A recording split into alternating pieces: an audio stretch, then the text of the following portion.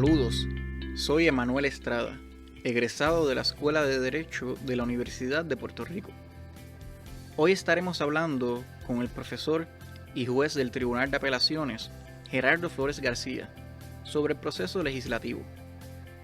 El juez Flores García nos explica cómo un proyecto de ley nace en la legislatura y los trámites que allí se realizan antes de que pase a la firma de la gobernadora. También nos habla sobre qué ocurre cuando el Senado y la Cámara de Representantes no están de acuerdo con un proyecto de ley. Y finalmente, ¿qué es el poder de veto que tiene el primer ejecutivo? Sin más, el juez Gerardo Flores García. Saludos a los y las estudiantes de nuevo ingreso de la Escuela de Derecho de la Universidad de Puerto Rico. Hoy está con nosotros el profesor y juez del Tribunal de Apelaciones, Gerardo Flores García. ¿Cómo está, juez? Muy bien, Manuel, gracias por permitirme ser parte de este grupo que le damos la bienvenida a los estudiantes de nuevo ingreso de nuestra Escuela de Derecho. Felicitaciones por entrar a la Escuela de Derecho y confiamos que aún en estos tiempos de mayor reto, pues aprovechen y puedan sacarle mayor interés posible. Así que estamos muy contentos de recibirlos en la escuela. Pues un poco para que los estudiantes lo vayan conociendo. ¿En qué año se graduó de la escuela y qué cursos enseña allí? Bueno, pues yo soy gallito, me gradué de la Escuela de Derecho en el año 2002.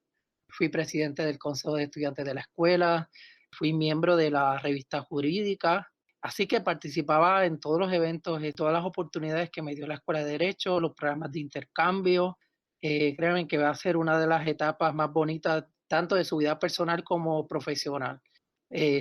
Salí a hacer estudios graduados y poco tiempo después me uní como profesor adjunto en la escuela, primero ofreciendo el seminario de procesos legislativos, después el curso de procesos legislativos, también el curso de discrimen por género y el curso de derecho administrativo.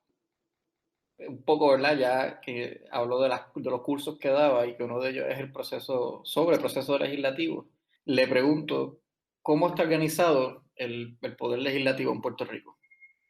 Para mí el curso de proceso legislativo es uno de los más importantes y ustedes como estudiantes lo van a utilizar desde el día uno en la Escuela de Derecho y a través de toda su carrera profesional.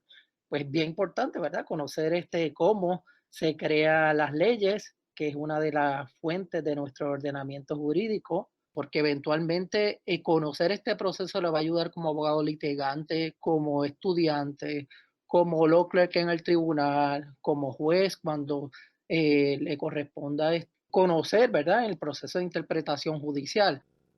El, el poder legislativo es parte de nuestro sistema republicano de gobierno. Tenemos dentro del sistema, dentro de la doctrina de separación de poderes, pues tenemos el poder ejecutivo, el legislativo y el poder judicial.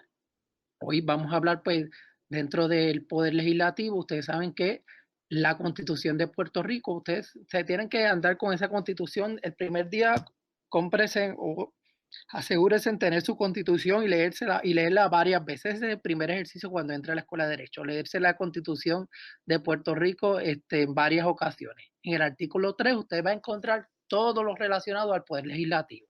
Y la sección primera pues establece que el poder legislativo está organizado bajo un sistema bicameral. O sea que tenemos dos cámaras. Hay otros estados en Estados Unidos donde hay una sola cámara. La Constitución adoptó un sistema bicameral, tenemos la Cámara de Representantes y el Senado de Puerto Rico. Y a través de los legisladores, ahí tenemos nuestros representantes, nuestros senadores, y a través de los legisladores se canaliza las ideas que eventualmente pues, se van a convertir en medidas legislativas. Un poco a eso iba, ¿no? ¿Cuál es el origen, ¿no? Para una legislación? ¿Qué problemas identifica un legislador o si lo presenta en una plataforma de gobierno? ¿Cómo una idea se concretiza en una legislación? Pues ordinariamente los partidos políticos, cada vez que ustedes ven que hacen sus campañas políticas, hacen las propuestas, ¿verdad? De las ideas que tienen, las propuestas de legislación. Y el ciudadano pues tiene la oportunidad cada 4 años de estudiar esas propuestas que hacen los partidos políticos y eventualmente el partido que los ciudadanos favorezcan, pues vamos a decir, esa va a ser la plataforma de ese gobierno y ordinariamente durante esa legislatura de 4 años, los partidos tienden a viabilizar esas ideas, esas propuestas que le hicieron a los ciudadanos durante la campaña política. Pero sabemos que las ideas que tenga el legislador pues pueden surgir ya sea como parte de las plataformas, propuestas que hagan los ciudadanos, las organizaciones, puede responder a problemas sociales, tecnológicos. Recuerden que nuestra sociedad es muy cambiante y hay retos que el legislador no concebía, como por ejemplo ahora, pues nadie concebía que una pandemia nos iba a cambiar la forma en que vivimos, ¿verdad? Y entonces, pues hay un reto en términos de políticas públicas que las cámaras legislativas, pues, pueden atender mediante legislación. También se atiende mediante legislación a algunas interpretaciones que pueda hacer el Tribunal Supremo, se puede responder a interpretaciones que haga el Tribunal Supremo de leyes. Lo importante es que tengamos claro que no todo requiere legislación y ordinariamente buscamos que se traten de asuntos que realmente se exija una ley para ya sea clarificarlo o viabilizar un mecanismo que permita organizarnos. Profesor, y entonces, antes de enfocarnos en lo que sería el proyecto de ley, hay también otras medidas legislativas u otros tipos de formas de legislar. ¿Cuáles serían algunos de ellos? Hay 5 tipos de medidas legislativas. Hoy vamos a concentrarnos en la más popular y en la más importante, que son los proyectos de ley, que es el mecanismo que se utiliza, ¿verdad? Para crear leyes de aplicación general y con carácter permanente, ¿verdad? Pero hay otros tipos de medidas legislativas, como lo son las resoluciones. Estas atienden a asuntos internos de cada cámara y solamente va a requerir la aprobación de cada una de esa cámara. Se utiliza mayormente para hacer expresiones o para atender asuntos internos de cada una de las cámaras. Otro tipo de mecanismo son las resoluciones concurrentes. Estas se utilizan para las propuestas de enmienda a la Constitución y para hacer expresiones de la Asamblea Legislativa. Estas no requieren la aprobación de la gobernadora, solamente la aprueban ambas cámaras. Otro tipo de medidas son las resoluciones conjuntas, que aunque la Constitución establece que van a seguir el mismo trámite con un proyecto de ley, se utilizan para un propósito en específico, como por ejemplo, ya sea para asignar fondos, para nombrar un edificio, etcétera. Esta sí tiene que ser aprobada por ambos cuerpos y firmada por la gobernadora o el gobernador. Pero una vez cumple su propósito, pues no tiene un carácter permanente como es un proyecto de ley. Lo otro también son los planes de reorganización que se utilizan cuando, como dice la palabra, la Asamblea Legislativa ejerce la facultad de crear y reorganizar departamentos y agencias administrativas. Juez, dos cosas que creo que pueden unirse en una sola pregunta. ¿Quién puede presentar un proyecto de ley? Ah, ¿Y cómo comienza el trámite para presentar ese proyecto? En Puerto Rico, quien único puede presentar el proyecto de ley son los legisladores. No existe estos procesos de iniciativas populares como otros estados. Usted pues le puede presentar la idea al legislador y solamente los legisladores lo pueden presentar. Hay algunos legisladores también que si usted le solicita que le presente una idea, pues presentan el proyecto y le ponen entre paréntesis por petición, para que se entienda pues que lo está presentando a nombre pues de alguien, una organización, una persona que le solicitó que se presentara el proyecto. Pero solamente son los legisladores los que lo pueden presentar. El legislador pues ya lo consulta con su staff Y cuando ya se va a entender se va a plasmar esa idea en un proyecto, pues lo primero, lo más importante es qué tipo de medida. Por eso les expliqué, porque hay una línea muy finita entre un proyecto de ley y una resolución conjunta. Así que es importante conocer cuál es el mecanismo, el tipo de medida y esa idea que tenga el legislador o que se le plantee, pues es necesario hacer un estudio previo antes de que se plasme en esa medida legislativa, como por ejemplo, pues hay que evaluar pues, si se trata de una idea que ya la han presentado anteriormente, si es necesario hacerla por legislación, si pasa el crisol constitucional, si no hay otra ley que ya atiende ese asunto, etcétera, etcétera. Y después la redacción. Esa redacción tiene que cumplir con el formato y unas técnicas de calidad legislativa, pero es bien importante esa redacción y esa técnica para que no trastocar, ¿verdad? Alguna otra legislación y asegurarse pues que esa legislación es clara, que la gente la puede entender, que cuando el juez la tenga ante su consideración, cuando la ciudadanía la lea, esté libre de ambigüedad, etcétera. Así que una vez ya está, se plasma la idea, vamos a decir, en el proyecto de ley, y el proyecto de ley va a contener el nombre del legislador o los legisladores que les estén proponiendo, una exposición de motivos donde básicamente se explica cuál es el propósito de esta ley, qué persigue, cuál es el problema que quiero resolver. Y después la parte decretativa, que incluye pues lo que va a ser el lenguaje final de esa ley. El legislador, una vez consulta con sus asesores, pues se crea, se plasma esa idea en proyecto de ley y se presenta a la secretaría de cada una de las cámaras.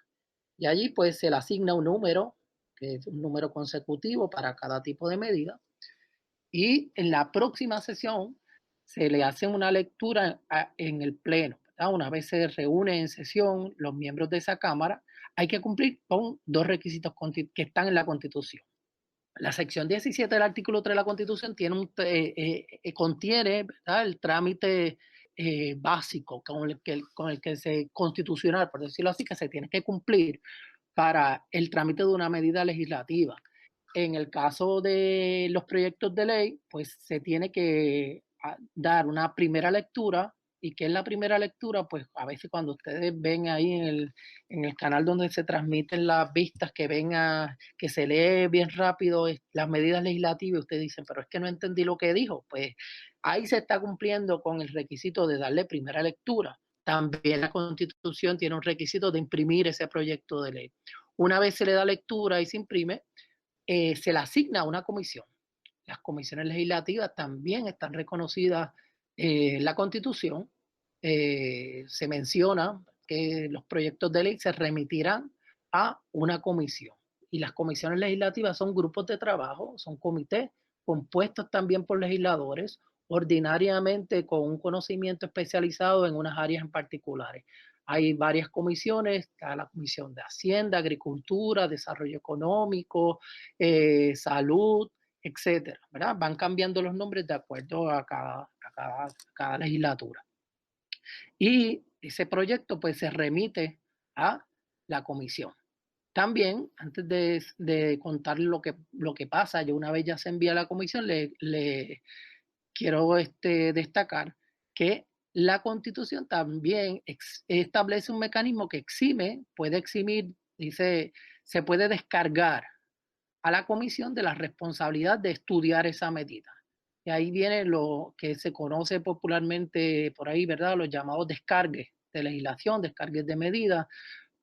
A lo que se refiere es una disposición constitucional que es descargar a la comisión de la responsabilidad de estudiar y emitir un informe sobre esa medida. Y en esos casos, pues la medida se descarga a la comisión de esa responsabilidad y el problema es que, pues, que crea pues, que no hay un estudio abarcador sobre esa medida legislativa y los legisladores, pues, atienden la medida sin esa recomendación o ese estudio de la comisión. Entonces nos quedamos antes de hacer esa aclaración de los descargues, que los proyectos de ley, una vez se cumplen con los requisitos constitucionales de la lectura, de imprimirlos, pasan a una comisión. ¿Qué es lo que hace la comisión entonces? El estudio de esa medida y se canaliza la participación ciudadana para permitirle, ¿verdad?, al pueblo puertorriqueño exponer su posición sobre esa medida, y se hace a través ya sea de vistas públicas o vistas privadas. Y en esas vistas la ciudadanía tiene la oportunidad de expresar su posición sobre esa medida legislativa en particular y hacer propuestas, ya sea de enmienda o simplemente decir que está a favor de la medida tal cual está redactada o oponerse a su aprobación. Así que una vez esa comisión se beneficia de la posición o ya sea de los estudios que reciba y los memoriales, los informes que le ofrezcan expertos o cualquier tipo de ciudadano, hace un informe y con ese informe pues le va a hacer una recomendación al pleno de esa cámara. Y ese informe pues puede recomendar ya sea que se apruebe esa medida tal cual fue presentada, que no se apruebe, puede recomendar que se apruebe con enmiendas, inclusive sustituir el proyecto que se presentó por uno nuevo, que surja de esa comisión. Así que esa comisión va a hacer un informe y lo va a someter al pleno de esa Cámara para que esa Cámara pues tome una determinación. Recuerden que las comisiones funcionan como grupos de trabajo. Le van a hacer una recomendación al pleno, pero el pleno tampoco está obligado a acogerla. Y ahí es donde eh, se parlamenta, ¿verdad? Se hace el debate de esa medida.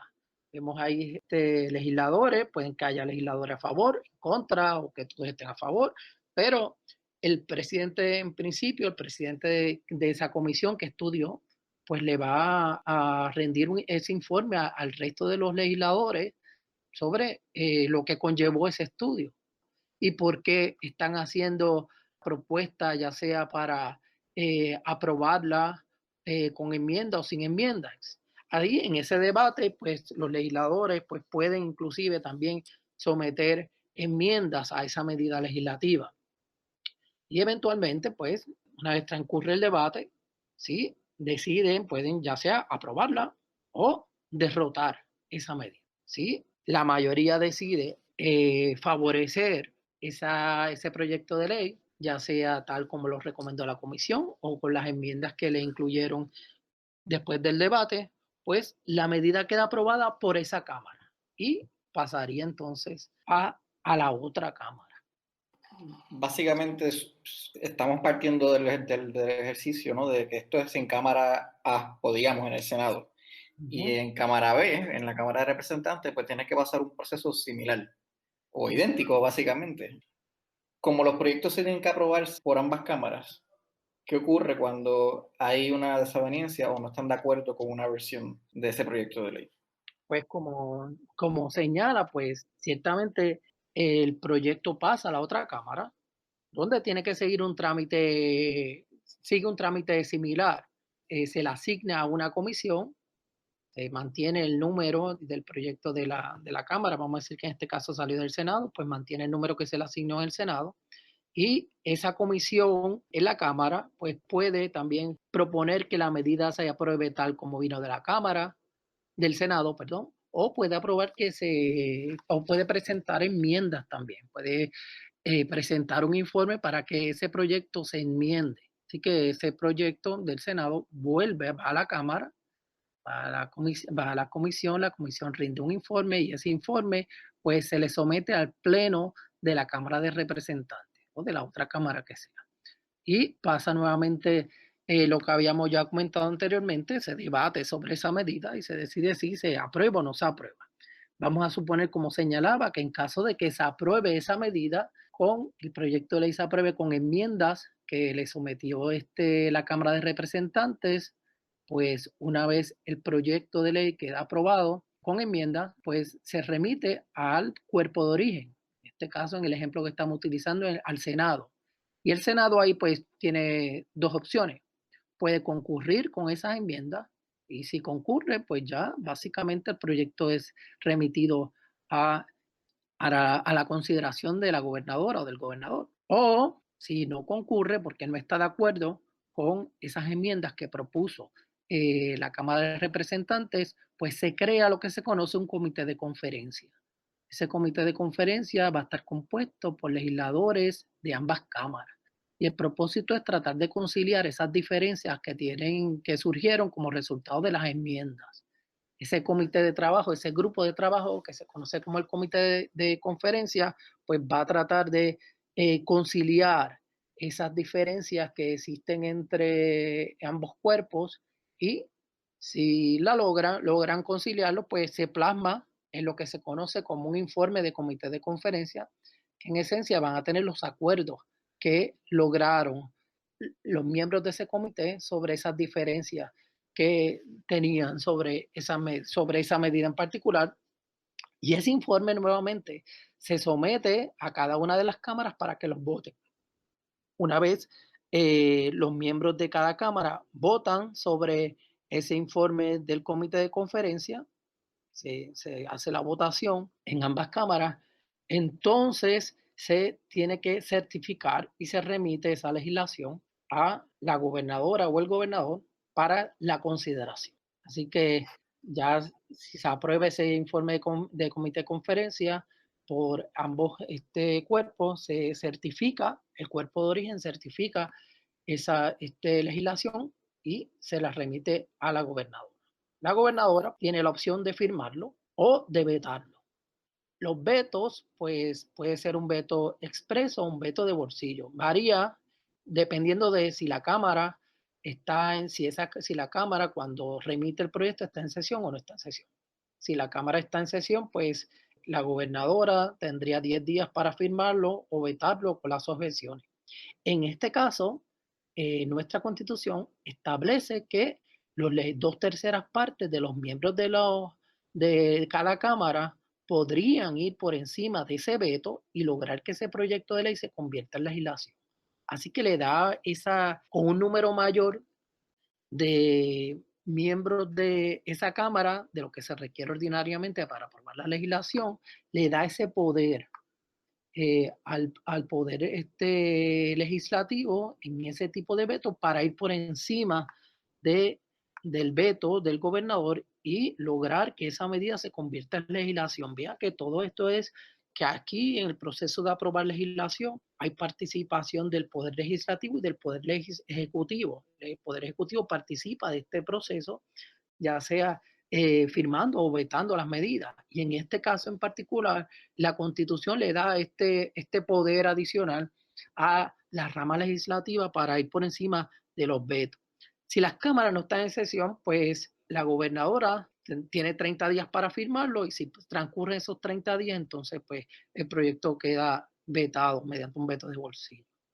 En esencia, ¿verdad? Estamos hablando de manera muy general de lo que es el trámite legislativo, pero el proyecto de ley desde que se presenta, se le asigna número, se le da lectura, se imprime, se remite a comisión, se le hace estudio, se somete ante la consideración de los legisladores, se debate esa medida y se decide si se aprueba o no se aprueba, pasa a la otra cámara con un proceso muy similar, se deciden si hay diferencia entre cada una de las cámaras sobre esa medida, se tratan de conciliar si es posible y eventualmente pues se remite a la gobernadora o al gobernador para que determine si lo adopta, si se firma o si lo veta. Así que es una explicación muy general, ¿verdad? Y estamos hablando, ¿verdad?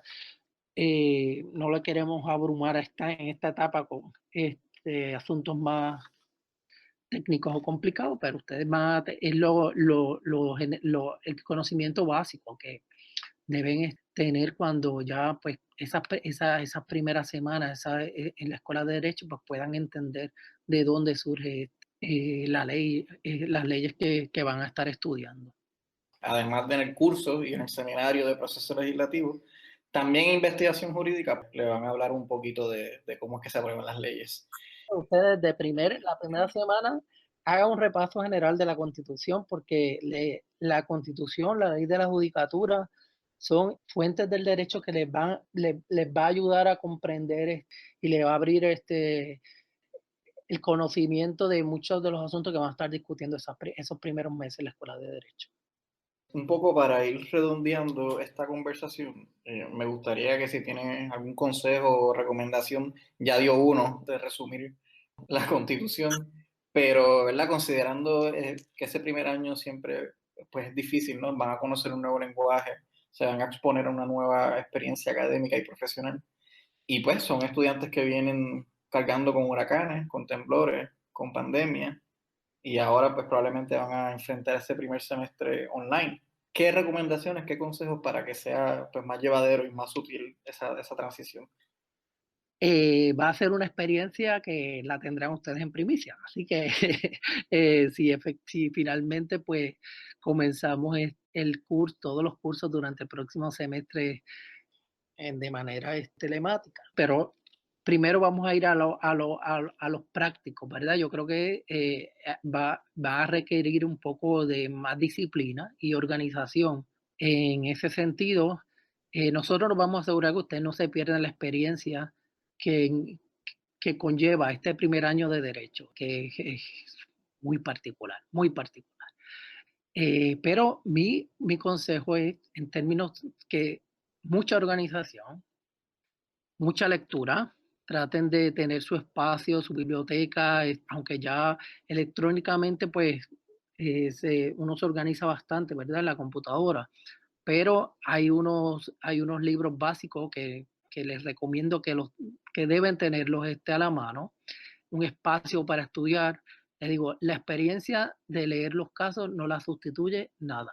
Usted se tiene que leer los casos, todos los casos, y esa experiencia después se va a dar cuenta si lo hace en el primer año de derecho, usted se lee todos los casos que le asignan, eventualmente esos casos se pueden repetir en otros cursos más especializados.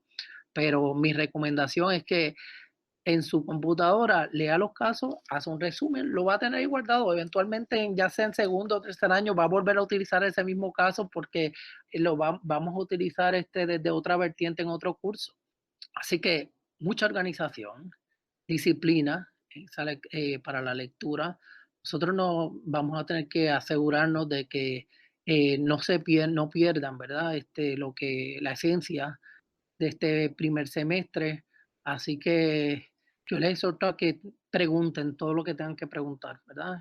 La medida en que, pues, si no vamos a tener ese espacio de ese acercamiento, de conocernos o de estar en persona, poder hablar con ustedes o poder conociéndonos poco a poco, sus experiencias, que nosotros nos nutrimos mucho también de las experiencias que traen cada uno de ustedes, el conocimiento y nuestro interés formarlo, brindarle a ustedes el mayor conocimiento posible, pero también para nosotros es bien importante desarrollar la empatía con sus compañeros, los ciudadanos, su responsabilidad social con nuestro pueblo, que conozcan también, desde mi perspectiva, ¿verdad? Les puedo decir que para mí es bien importante que conozcan el funcionamiento de los tribunales, conozcan quiénes somos los jueces, ¿verdad? Que somos hombres y mujeres de carne y hueso que tenemos esta privilegiada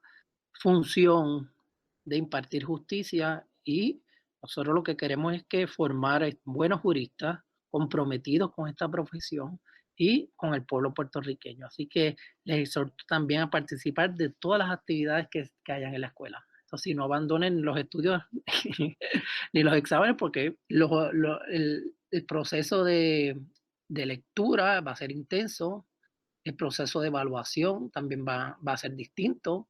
Así que, como dicen por ahí, no se pueden dormir en las pajas, pero participen de todas las actividades porque eso es parte también de la formación jurídica.